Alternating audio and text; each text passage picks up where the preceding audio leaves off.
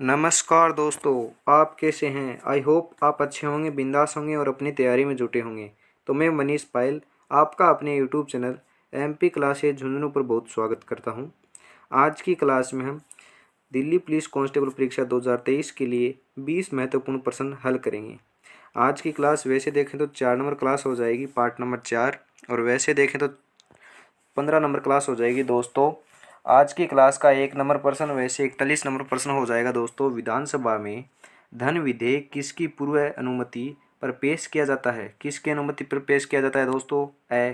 Option number ए राष्ट्रपति, B राज्यपाल, सी प्रधानमंत्री, डी मुख्यमंत्री।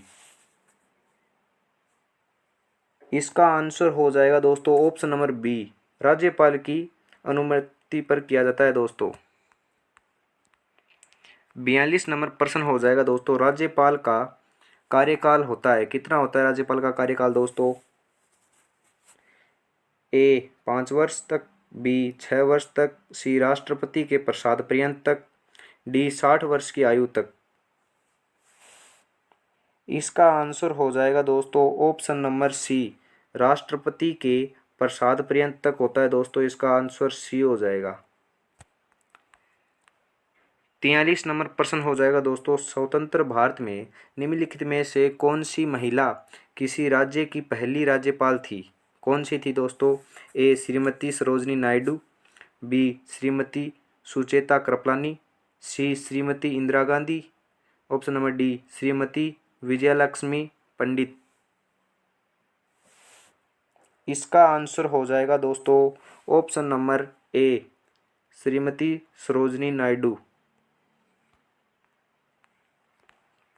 44 नंबर प्रश्न हो जाएगा दोस्तों। जम्मू कश्मीर का सदर ए रियासत पदनाम कब बदलकर राज्यपाल कर दिया गया?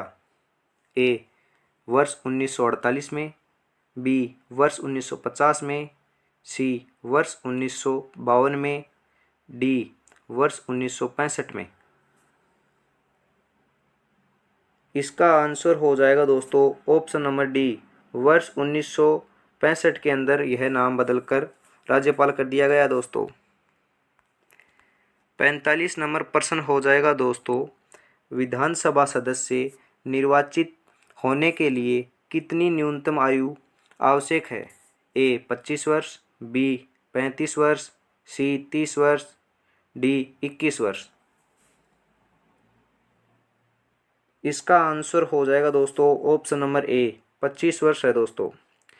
क्लास अच्छी लग रही है तो दोस्तों क्लास को लाइक ज़रूर करें दोस्तों। अभी तक आपने चैनल को सब्सक्राइब नहीं किया तो चैनल को सब्सक्राइब भी कर लीजिए दोस्तों। आगे 46 नंबर प्रश्न हो जाएगा दोस्तों। विधान परिषद का विघटन कितने वर्षों पर होता है? ए 5 वर्ष, बी 6 वर्ष, सी कभी नहीं, डी प्रत्येक 2 साल पर। इसका आंसर हो जाएगा दोस्तों ऑप्शन नंबर सी, कभी नहीं होता है दोस्तों विधान परिषद का विघटन। 47 नंबर प्रश्न हो जाएगा दोस्तों। वर्तमान में कितने राज्यों में विधान परिषद अस्तित्व में है? ए 6, बी 7, सी ये 8 हो जाएगा दोस्तों। ये ऑप्शन गलत छपे हुए हैं यहाँ पर। Option number D 8। यहाँ पर आप 5 कर लो। इसका आंसर हो जाएगा दोस्तों ऑप्शन नंबर बी 7। आंसर 7 हो जाएगा दोस्तों, ध्यान में रखना, ये गलत छपा हुआ है थोड़ा सा। 48 नंबर प्रश्न हो जाएगा दोस्तों। संविधान का व्याख्याकार और संरक्षक कौन होता है?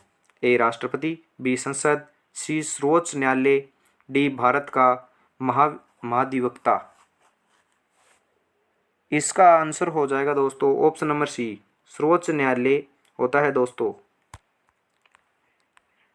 49 नंबर प्रश्न हो जाएगा दोस्तों। निम्नलिखित में से किसके मामले उच्च न्यायालय व उच्चतम न्यायालय दोनों को अधिकारिता में आते हैं? ए केंद्र व राज्यों के बीच विवाद, बी राज्यों के परस्पर विवाद, सी मूल अधिकारों का संरक्षण, डी संविधान के उल्लंघन या अवहेलना से संरक्षण। इसका आंसर हो जाएगा दोस्तों ऑप्शन नंबर सी, मूल अधिकारों का संरक्षण। आगे 50 नंबर प्रश्न हो जाएगा दोस्तों, निम्नलिखित में से किस वाद में उच्चतम न्यायालय ने संविधान के मूल ढांचे का सिद्धांत प्रतिपादित किया था? ए गोलकनाथ, बी ए गोपालन, सी केशवानंद भारती, डी मेनका गांधी। इसका आंसर हो जाएगा दोस्तों ऑप्शन नंबर सी, केशवानंदन या केशवानंद भारती। 51 नंबर प्रश्न हो जाएगा दोस्तों, वर्तमान में सर्वोच्च न्यायालय के मुख्य न्यायाधीशों के अतिरिक्त कितने न्यायाधीश का प्रावधान किया गया है दोस्तों? ए 20, सी 22, बी 22, सी 25, डी 30। इसका आंसर हो जाएगा दोस्तों ऑप्शन नंबर डी, 30 न्यायाधीशों का प्रावधान किया गया है दोस्तों। 52 नंबर प्रश्न हो जाएगा दोस्तों, भारत के तदर्थ न्यायाधीशों की नियुक्ति किस देश की प्रणाली से प्रेरित है या किस देश की जो प्रणाली है उससे ली गई है? ए ऑस्ट्रेलिया, बी कनाडा, सी संयुक्त राज्य अमेरिका, डी फ्रांस। इसका आंसर हो जाएगा दोस्तों ऑप्शन नंबर डी, फ्रांस से ली गई है दोस्तों, ध्यान में रखना, महत्वपूर्ण प्रश्न है ये। 53 नंबर प्रश्न हो जाएगा दोस्तों, उच्चतम न्यायालय के न्यायाधीशों की नियुक्ति कौन करता है दोस्तों? कौन करता है उच्चतम न्यायालय के न्यायाधीश की नियुक्ति? ए राष्ट्रपति, बी मुख्य न्यायाधीश, सी प्रधानमंत्री, डी मंत्रिपरिषद। इसका आंसर हो जाएगा दोस्तों ऑप्शन नंबर ए, राष्ट्रपति करता है दोस्तों, महत्वपूर्ण प्रश्न है, बहुत महत्वपूर्ण है, ध्यान में रखना। 54 नंबर प्रश्न हो जाएगा दोस्तों, जब राष्ट्रपति और उपराष्ट्रपति का पद खाली हो तो भारत के राष्ट्रपति के पद पर कौन होता है दोस्तों? ध्यान में, यह भी बहुत महत्वपूर्ण प्रश्न है। ए प्रधानमंत्री, बी भारत का मुख्य न्यायाधीश, सी लोकसभा अध्यक्ष, डी उपरोक्त में से कोई नहीं।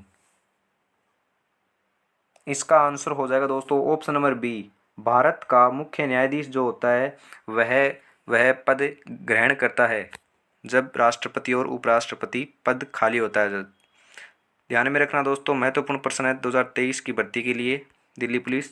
सर्वोच्च न्यायालय में न्यायाधीश नियुक्ति होने के लिए व्यक्ति को कम से कम कितने वर्ष उस न्यायालय का एडवोकेट होना चाहिए या वकील पद पर कार्यकर्ता होना चाहिए दोस्तों?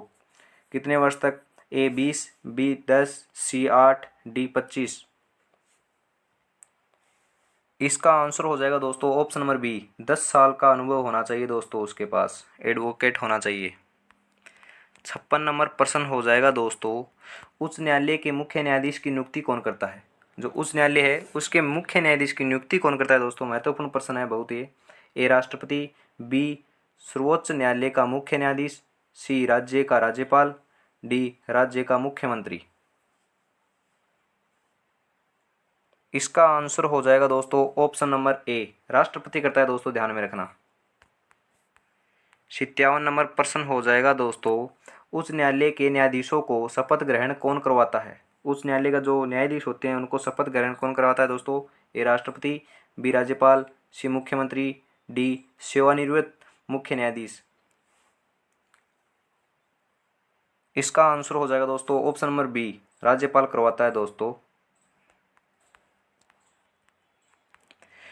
58 नंबर प्रश्न हो जाएगा दोस्तों, उस न्यायालय के क्षेत्राधिकार को कम या अधिक करने का अधिकार किसे है? किसे प्राप्त है दोस्तों? ए राष्ट्रपति, बी संसद, सी राज्यपाल, डी राज्य विधानमंडल। इसका आंसर हो जाएगा दोस्तों ऑप्शन नंबर बी, संसद के पास है दोस्तों, ध्यान में रखना। 59 नंबर प्रश्न हो जाएगा दोस्तों, उच्च न्यायालयों के न्यायाधीशों के आचरण बहस की जा सकती है? ए संसद में, बी विधानसभा में, सी लोकसभा में, डी इनमें से कोई नहीं।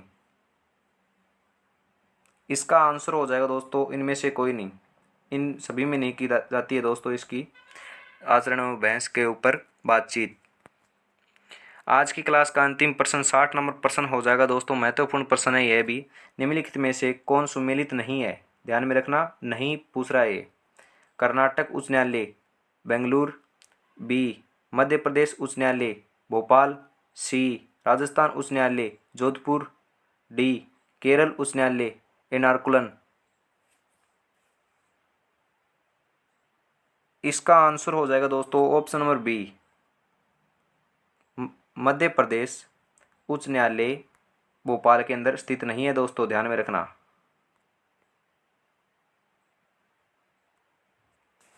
आज की क्लास हम यहीं पर समाप्त करते हैं दोस्तों।